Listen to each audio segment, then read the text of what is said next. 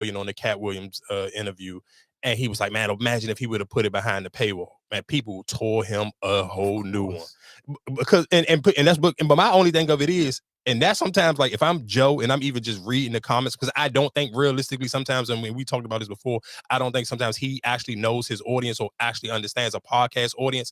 And I think this whole Shannon Sharpe, just how big the numbers was, to me, just as somebody who watched the field and really just be studying a lot of them, I think Shannon Sharpe wise such a wide open space for him because one, he's just a man. He don't know how to not just be a man, and I think he caters to a man audience, and that even goes to when you see some. It was a tweet going viral, and I'll get to that in a second. It was somebody saying, "Oh, Club Shay ain't nothing but the dude version of Carisha." Please don't ever disrespect Shannon Sharpe like that ever again in life. Like that's like stop what you're doing. Like that ain't. Let's be for that ain't this and that ain't that. Like let's stop that. But it just shows that it's a space where it's like sometimes I think for too many podcasts, especially male podcasters, you kind of focusing too much on the women audience, and it's just and you leave a space where hey, men want to hear men talk about men stuff, and then boom. 35 million views later. But then again, if people was killing, going back to the initial conversation, we talking about bad management. Why would you put it? Because I seen something like that's why I love academics. I don't care however people feel about him. He broke it down numbers wise. And he was just like, oh, let's just keep it at 30 million, the even number 30 million. He said, oh, just off of YouTube alone, he made $1 million off of this one episode. You're not getting 1 million people to sign up to no Patreon episode. It's not gonna happen. So what that you're looking at the numbers after it happened. Because, like I said, if that was Joe Budden behind the Patreon, not too many people going to have access. And that's free. And that's what everybody in the comments was saying. But perfect, even to tie that back into 1, 2, and 2. Then if you felt that way, why y'all take y'all Nicki Minaj jump from behind the pay? You ain't even let it sit a day because it was in the paywall. Yeah, it was originally supposed to be a Patreon jump, but of course, realistically, every Nicki Minaj was on a press run. So if she on a press run, nobody's going to sit here and say, oh, I'm going to pay to hear her talk to you. And we know realistically Nicki Minaj going to dominate her interviews, so she going to sit here and talk about what she want to talk about. So she doing a press run. Everybody, all of them jumps going to sound the same. So why didn't you keep that behind it? But realistically, that Dr. Umar interview probably could have been way bigger than what it was. But you know why it wasn't? Because it was behind a paywall. Yeah. And that's why sometimes it's like you cannot be that greedy. Like, it's cool. I get it. If you're going to do the Patreon thing, cool. But if you sitting here hiding your biggest content behind a paywall, realistically, one, we can't keep sitting here saying in conversations that, we in a recession or it's about to be a recession. If you know that people's pockets is that tap, why would I put my biggest stuff behind a paywall when I could just you act like YouTube don't pay you. Those type, I didn't even know that payout was that crazy. He said $1 million. That was just off of just that. Yeah. He ain't even talking about not his, of course, with the DraftKings thing on there and all the other, sponsorships he got on there. But he just literally just off of the views on YouTube alone, he will make $1 million off of that. That's not the audio. That's not, and you got some of the audio, they're going to put ads all through the jump.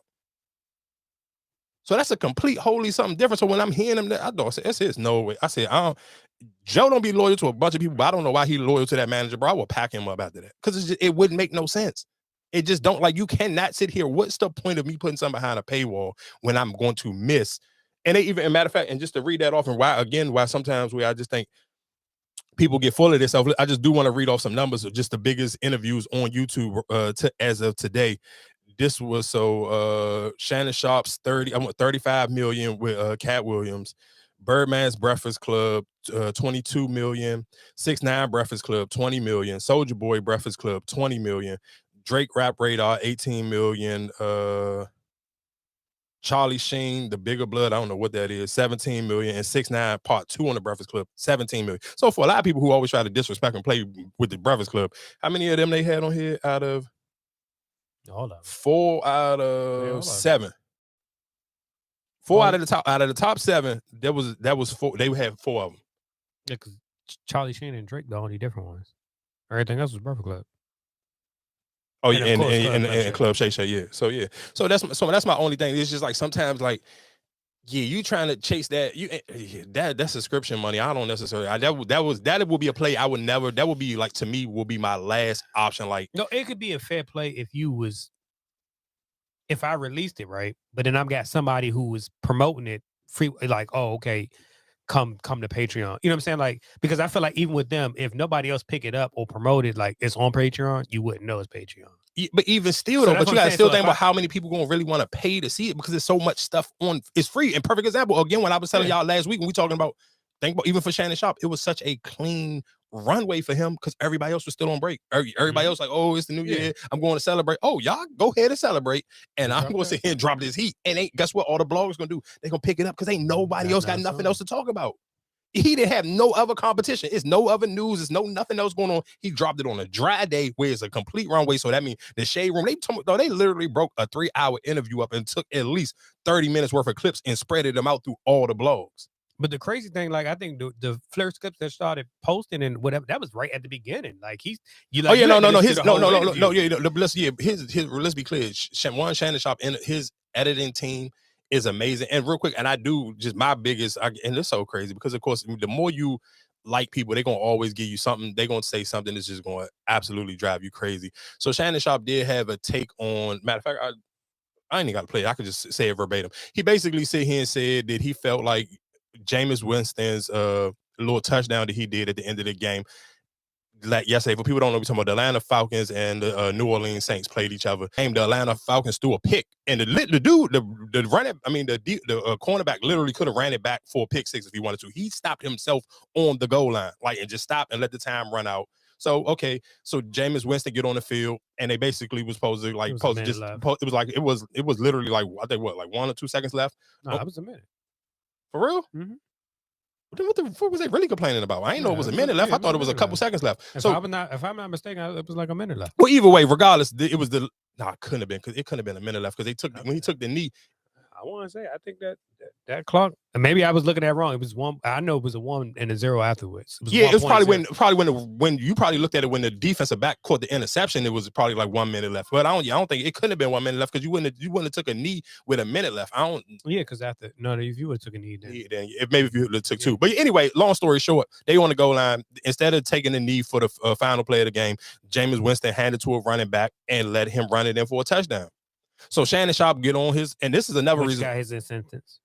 So of course, and that's what a lot of people were saying. So then Shannon Sharpe get on his regular nighttime podcast with him and Ocho Cinco, and he was saying, man, Jameis Winston deserved to get fired. That's a loser play. He act like a loser and this, that, and the third. So of course, and I was surprised how many even people who work at ESPN kind of gave him some pushback on that. So a lot of people gave him, and to me, and the slogan that I wanted to take, that Shannon Sharpe. And a lot of people call him out on. I've seen a lot of people on Twitter calling him out about how hard he keep trying to go on black quarterbacks. It was a minute left. Minute and 12. Oh yeah, it was a minute and 12 left. So and it was people basically calling him out saying he goes so hard on black quarterbacks. But I said this to me, that's Shannon Sharpe's version. When we talking about the Cat Williams thing, he's going to put how Hollywood try to put people on the dress. Shannon Sharpe's takes with a lot of black quarterbacks, and I'm not gonna say a lot, but just that Jameis Winston thing, that was his version of putting on the dress. Because bro, why do he need to lose his job for doing something? It's 11 people on the field. They all agreed on this. He didn't do this it wasn't by himself. The offensive line or the tight ends, everybody could have disagreed with him. They didn't disagree. Everybody agreed. And just like I seen you even sit here and say in the comment section, bro, this is football. Play it till the game is over. You sitting here, ain't nobody sitting here laying down with y'all for what? Because y'all grown men. I'm glad the Atlanta Falcons coach got fired, because just you going over to another coach crying about them scoring, you should have been playing better defense. Like the whole game, you had the whole game to do whatever you had to do, and now all of a sudden, we shouldn't have ran the score up. Hell no. It's a minute left in the game. You want me to just sit here and kneel to? I'm not doing it. You like you said, you should have played defense. Your team should have played better if the score wouldn't have been ran out. And then it was a pointless game. And that was my thing with Shannon. It's just like, dog, you sitting here saying this man should be 5-1. And this is my only thing that blow me. And this is why I always tell people, just because these people who work at ESPN or Fox Sports or any of these news outlets or whatever the case may be, just because they get paid, that doesn't necessarily mean that they watch every game, dog. I listen to Nightcap every night. Sometimes I even rotate. Instead of listening to a passer, sometimes I'll just listen to Nightcap before I go to sleep. Or they never talk about no New Orleans Saints game. So how you going to sit here in one game? You wouldn't even be talking about this if the two coaches ain't get upset with each other, or realistically, the Saints coach ain't get upset. The Falcons coach got upset. This wouldn't even be a conversation. But you can't sit here and say a player should get fired, because when we sit here and watch the Red Zone every Sunday, dog, every time, even if Jameis Winston ain't in the game, dog, every time the camera always pan to him when he on the sideline, because he's so energetic, and all the other players on the team be locked into what he be saying. It don't matter how, none of us don't play on that team, so we don't know how they feel about him. But every time we've been watching them and they came on that red zone, if he in the game or he not in the game, dog, the team be locked and loaded to whatever he's saying. He be more active than the coaches be active. So for you to sit here and say somebody deserved to lose their job because he sit here and got somebody else a touchdown who been playing all year and ain't got in the end zone, like, come on, dog, that's a team player right there. He thought about his teammate before he thought about anything. He ain't sit here and say,